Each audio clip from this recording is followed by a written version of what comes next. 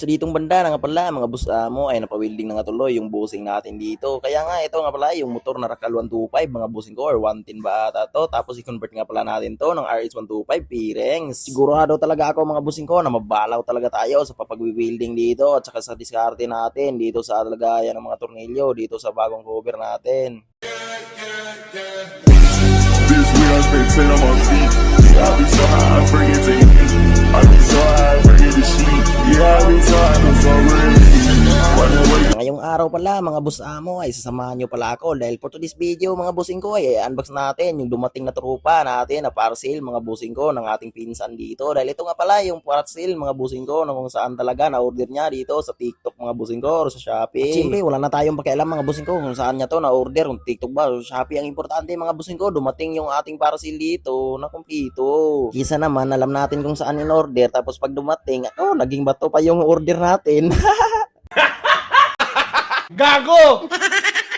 At syempre kung napansin nyo naman mga bossing ko, kung nakita nyo naman yung motor ni Tropa, kulay blue pa yan mga bossing ko. Pero ang problema mga bossing ko, sobrang biyagan talaga yung lumang cover noon. Kaya ang gagawin natin dito mga bossing ko, ikakabit nga pala natin yung bagong na order nga pala natin. Kaya ito na nga pala si bossing dito mga bossing ko, in-unbox na niya or tinanggalan niya yung mga lumang cover niya sa motor niya. Agoy, parang minalas pa tayo dito, parang may tayo ng manok.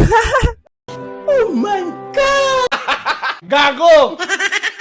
Ibinta ko na lang sana yon kasi may bagong pairings na tayo kaso tinataihan pa nga ng manok. Naku, sobrang malas talagang manok na yon. Ihawin ko naman ngayon para may ulam kami ngayon. Pero kung sa tingin nyo mga bossing ko, kayang-kaya ba ata natin to ikabit na maganda talaga yung pitment nitong cover na to? Kasi kung napansin nyo naman, iba talaga yung chassis ng Rakal 125 mga bossing ko or 110 ba ata to? Kung napansin nyo mga bossing ko, ang layo-layo talaga ng agwat nito. Pero kailangan talaga natin itong diskartean mga bossing ko. Kailangan ko talagang ipagawas talaga yung aking mga kinakusgan dito na diskarte mga bossing ko. Yung lalo na dito sa mga paint ng repender natin dito, malilisuran talaga tayo. At sa mga tropang palaging nag-aabang nga pala sa ating mga video, mga bossing ko, pasensya na pala sa inyo dahil ngayon pa lang ako nakabalik sa pag-upload ng video natin. At sa mga tropa nga palang palaging nag-aabang sa ating mga video, mga bossing ko, pasensya na pala sa inyo dahil ngayon pa lang ako nakababalik sa pag-upload ng video dahil sobrang busy talaga mga bossing ko, lalo na kapag marami talagang napapagawa sa akin ng mga tropa natin dyan. Kaya shoutout lagi sa inyo dahil sa inyong mga suporta palagi sa akin, ang mga sulit talaga. Sa ditong banda na nga pala tayo, mga bossing ko, lockdown na naman tayo dito dahil hindi pa rin tayo tapos sa pag-fitment talaga dito sa rear fender mga bossing ko. Kaya sa ditong banda mga bossing ko, pinutulan ko na nga pala yung konti yung ating rear fender para mapasok talaga natin sa ilalim. Pero siyempre mga bossing ko, sa ditong banda ay nagkuha nga pala ako dito ng bracket mga bossing ko dahil ito yung gagawin nating bracket sa ating rear fender. Ang nakagandahan lang dito mga bossing ko dahil yung tinanggal natin kaninang bracket na lumang cover niya ay nagagamit pa din natin dahil ito yung gagawin na din natin mga bossing ko ng bracket para dito sa bago nating ikakabit na cover ng RS125. Kaya sa ditong banda nagawa na nga pala ng ground yung ating bossing dito kaya magwi-welding na nga pala siya mga bossing ko. Siya yung magwi-welding dito mga bossing ko kaya parang nasusukit na talaga yung Raider 150 natin dahil iba na namang motor yung ginawa natin. Hi! At yun na nga mga bossing ko, hindi na nga pinatagal, biniratan na nga pala ng ating bossing dito mga bossing ko. Syempre siya yung magwi-welding dito mga bossing ko dahil alam niyo naman, welder talaga to mga bossing ko. At syempre mga bossing ko, nagawa na nga pala ako dito ng ibang bracket mga bossing ko para lagayan talaga natin ang tornilyo dito sa ating rear fender kasi hindi pa din tayo tapos dito mga bossing ko dahil ito talaga yung pinakamahirap dito sa pagpalit talaga o sa pag-assemble ng buong cover mga bossing ko, lalo na kapag iba yung motor na kakabitan natin. Kailangan talaga natin yung unang fitment mga bossing ko ay yung rear fender. Dapat talaga mga bossing ko nakagitna talaga siya sa likod, sa gurulong sa likuran. Gago!